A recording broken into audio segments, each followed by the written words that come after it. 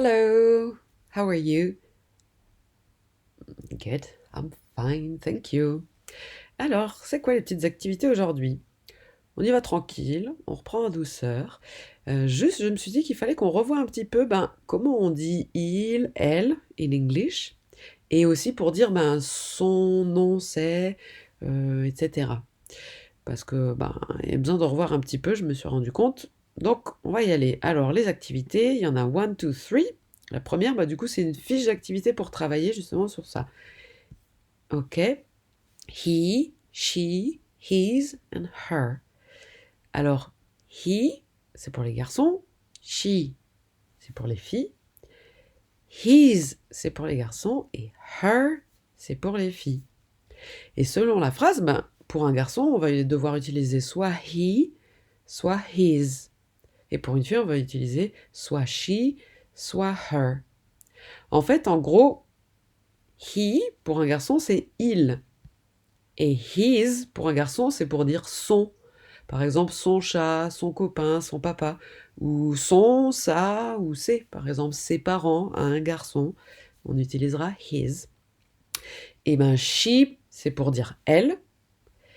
Et her, c'est pour dire son, mais pour une fille. Par exemple, si c'est son papa, si elle, c'est une fille, on va dire her dad, her daddy. Ok? Donc tu vas voir, regarde là, tu dois read and choose the correct answer. Donc tu dois lire et puis choisir c'est quoi la bonne réponse. Donc là, par exemple, tu vois, hop, sur la photo, c'est une fille. Donc déjà, tu sais que ça va être soit her, soit she. Eh ben, what's her name? Ok? Si c'est une fille, parce que on dit pas his. Alright?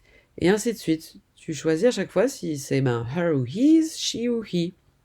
Ok? He is, she is. Et ainsi de suite. Ok? Donc une petite fiche, et quand tu as fini, hop, click finish, check my answers, et en haut, tu auras ta note. Et puis tu pourras voir ce qui est juste et ce qui est faux. Ok? Voilà, comme ça va un petit peu réactiver tout ça, qu'on continue d'apprendre. Et puis après, les deux activités suivantes, c'est des vidéos. C'est les dessins animés pour apprendre l'anglais. Le premier, c'est, tu sais, Gogo, le petit dragon rouge là qui apprend l'anglais. Et la troisième activité, c'est Muzzy. On continue l'histoire de Muzzy, et avec Muzzy aussi, il y a plein de petites choses qui essayent de t'expliquer comment ça fonctionne l'anglais. Donc voilà, et c'est tout bon, hein. Donc vas-y, tu cliques en dessous, tu fais la fiche d'activité, puis après tu regardes tes dessins animés, et tu auras fait de l'anglais pour aujourd'hui pour continuer à apprendre. Alright? Perfect. So now I say bye bye and see you soon. Bye bye.